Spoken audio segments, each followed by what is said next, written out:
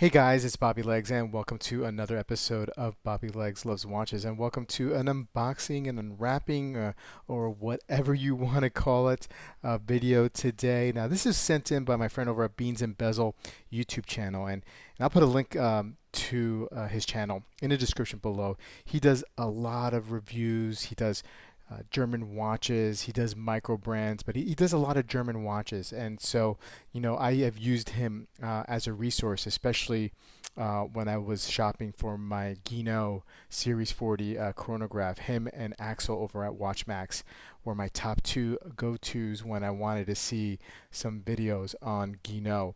Anyway, he sent me over this watch from a German micro brand called FineWatchesBerlin. It's actually a father and daughter collaboration, and the watch is called a Teufelsberg. I'm sorry if I'm butchering it, but in the when I do the review, I'll have all that information here.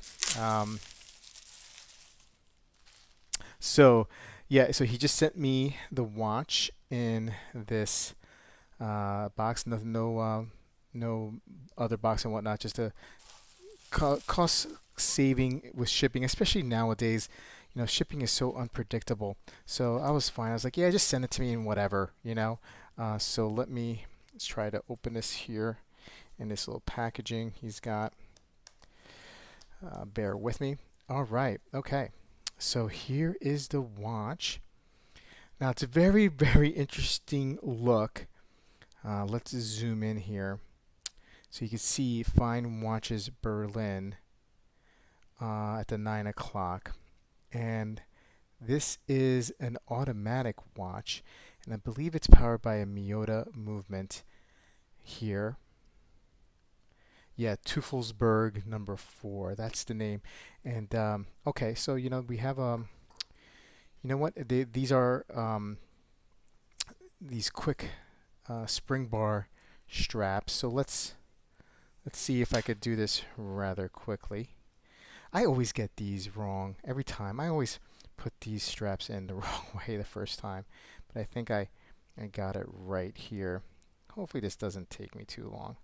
As you can see, pretty long lugs, kind of typical. I see it in a lot of German brands. So I'm just gonna pause it real quick, the video, and I'm gonna put this on wrist.